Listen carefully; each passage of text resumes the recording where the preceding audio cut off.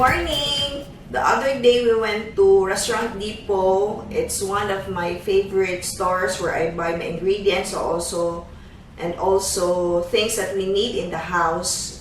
So today I will just show you what we bought, and later in this video I will show you the store, how we get there.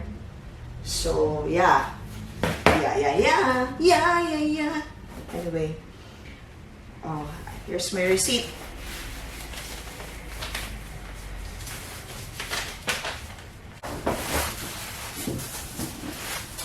So for the baking kitchen, ito ang mga binili ko. Kailangan ko to to make sure na kitchen towels. So I bought plenty. Ginagamit din namin to sa bahay. And then I'm not sure, when I don't have or I don't plan to sell too many, I just buy the per kilo na flour nila. So this one is, no, this is not yet the flour. This is yet the baking powder. Meron silang mga pre-packed doon, repacked na baking ingredients and from good brands. And like this one, 100% Bensdorp SR cocoa powder. Meron pa naman ako, pero it's also nice to stock on ingredients so that you will not be surprised later when you want to bake something na wala ka na palang ganitong ingredients. So I like it when I have ready available stocks. And this is my favorite brand, Bensdorp. And then gagawa kami ni Bea ng chocolates. Hindi pa yun siya tapos since it's February, so pwede pa rin daw gumawa ng heart chocolates. She's still not 100% satisfied with her work, although it was already a big improvement. I think the third try was really a big improvement. Pero eto, bumili na ako kasi wala akong maliliit na bowl, or I think nadala ko na sa condo. Because I also plan to bake there. Watch out for it. I will be inviting my high school friend who is now an Obigayani. She will visit me and we will try to film baking cookies together. So, ito, I purposely bought this for chocolates, but any stainless steel is usable also for mixing ingredients. And the cheapest and good brand, fresh milk. Actually, hindi naman ako particular with the fresh milk, with the brand, with the fresh milk, but this is cheapest in the market, I think. And since Bea is not yet done with her chocolate melting experiments, geometrical heart chocolate molding, so I bought her a new brand. She was already happy. First, I bought Burial's brand white chocolate, and then second, Dache. She likes it better than Burial's. Yeah, I agree with her. Mas masarap siya. But pag nag-melt ka lang, medyo dagdagan mo ng I use shortening because hindi siya as smooth as Burial's when you try to melt it. This one will try to experiment with this. I hope this is better in quality. It says here, Madagascar Bourbon Vanilla, Silky Mouthfeel. I like to try this also with cookies. And it's DLA compound. This is DLA compound white chocolate. So, it's still a compound chocolate, but it looks so nice. It looks so classy. It's in, 2 kilos ata to. Yeah, it's 2 kilogram. And my favorite, Burial's Dark Bar. Oh my gosh. And they have repacks of 5 kilogram white sugar. And Penco white confectioner sugar or powdered sugar. Dalawa pinili ko. And also my favorite, I don't like Comstock ba yun? I like the LA. Same brand with the white chocolate. So this is blueberry filling and topping, and the LA strawberry filling and topping. So how much did I purchase them? So yung Penco white sugar, it is only 165 pesos. It's already 5-pounder confectioner sugar. Refined sugar, the white refined sugar is, oh my gosh, it's 270 for a 5 kilogram. Ben's Dutch cocoa powder, Ben's Door pre-packed, it's 150. This is actually just 500 grams.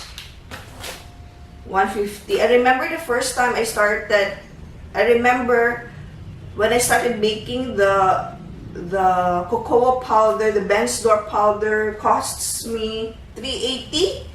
So it's really better if you're starting, hindi mo pa alam masyado yung mga where you can buy good quality products, but I mean ingredients at a lesser cost. But it's okay later on. It doesn't, when years pass by, it doesn't really mean that you have to increase your costing for your products, because along the way you will meet suppliers who can supply you with ingredients at a cheaper cost. And then the baking powder, Calumet. It's 1 kilogram and it cost me 105 pesos per kilogram. Cake flour is 45 pesos. And the fresh milk is 69 pesos. The blueberry, it's 225. And strawberry is cheaper, 165 pesos. And berries, this is, kaya gusto ko ang restaurant dito because ano siya, they sell the cheapest berries, or they sell this the cheapest compared to other stores. So this is 200 pesos. Kahit sa baking supply stores 200 plus siya, 240 ganyan. So dito 200 lang. I still have actually in stock, pero para lang may extra. And then these ano siya, one ply lang siya, but it's okay for me. It's 175 pulls ba tawag doon, and this is 28 pesos each. And then the mixing bowl is, this is 22 centimeter and costs 150 pesos. And Queensland, nasa ref na. Actually, they sell cheapest than ang Queensland butter, unsalted butter sa kanila, even the salted butter. Less than 90 pesos, but just the other day I realized na nag-increase na sila. So it's already 91.50 pesos, but it's still cheapest among other stores here in Manila. Or Restaurant Depot is actually located in Pasay.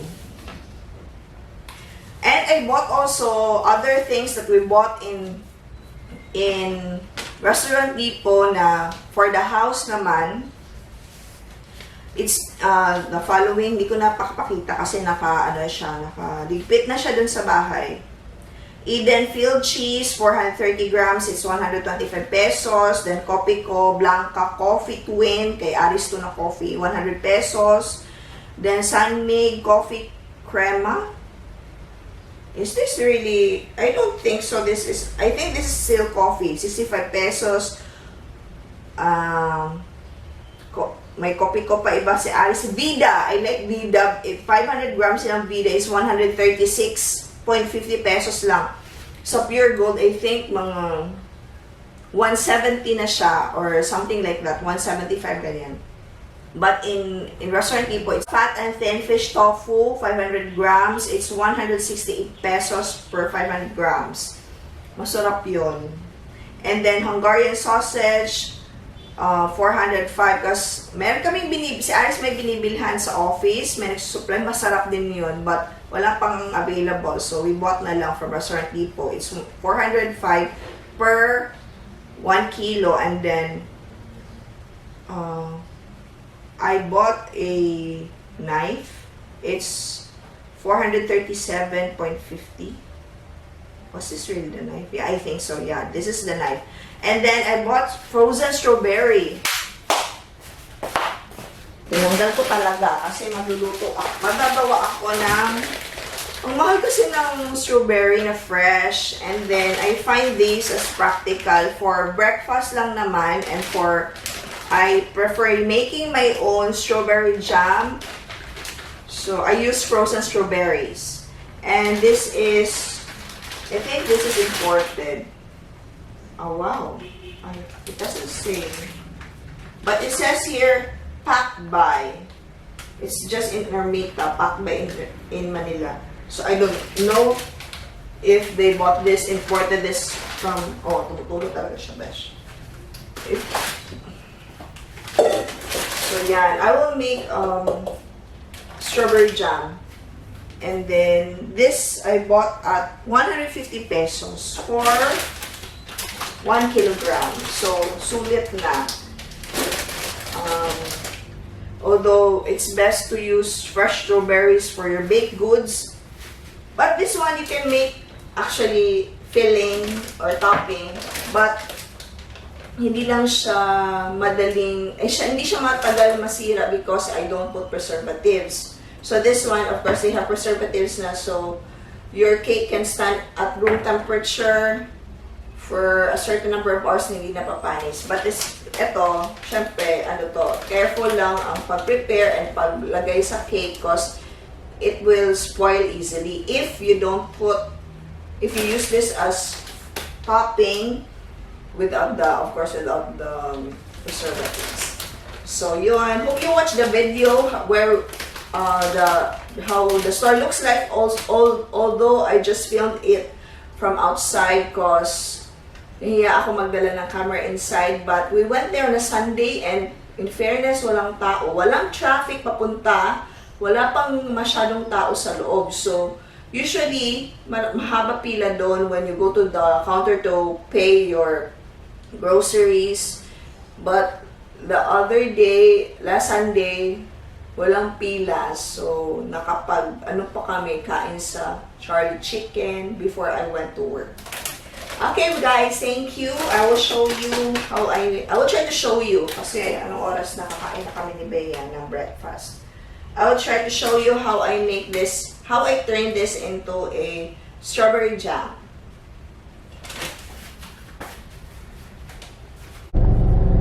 Hindi ako magko-compute. May hatid ako.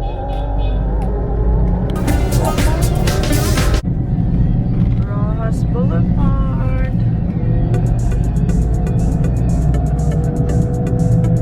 Ayan.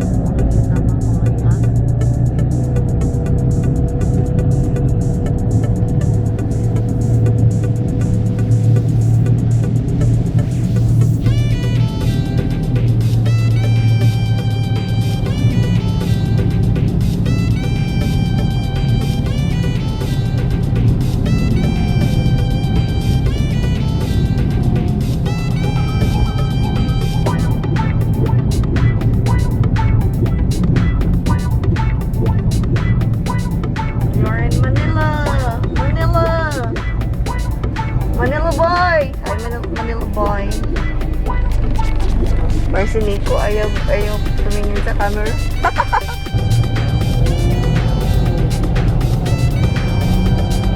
Ayun, doon ako nag-perform mga kaso. Hindi makita eh.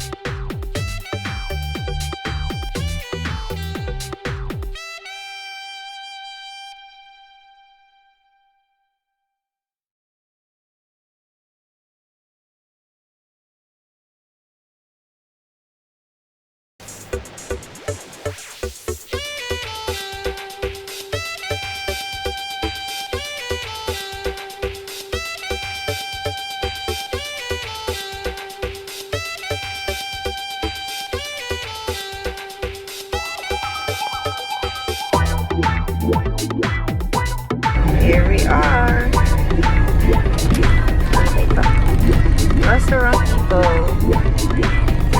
Very good. Parang gusto ko kumain sa Charlie. Chicken Charlie. We are here. Ayan na. Order na tayo. Okay.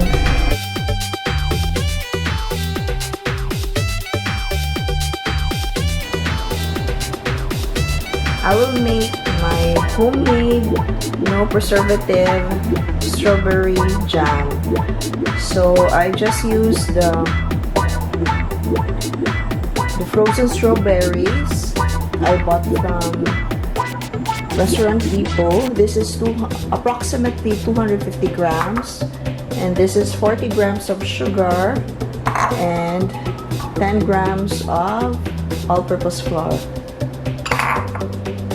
And since this is already frozen, so this has water, I will just use a little amount of water to cook it. So approximately 100 to 150 grams.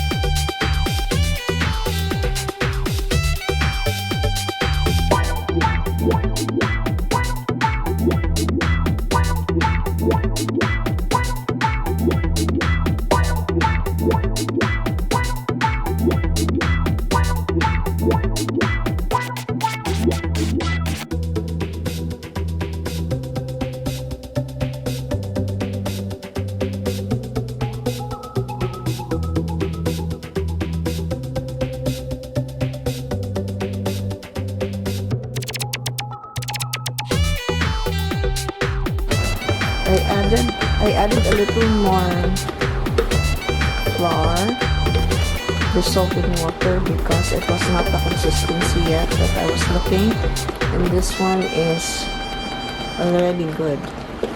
So we will just have to leave this at room temperature, and you can already use this for your toast, for your sandwiches.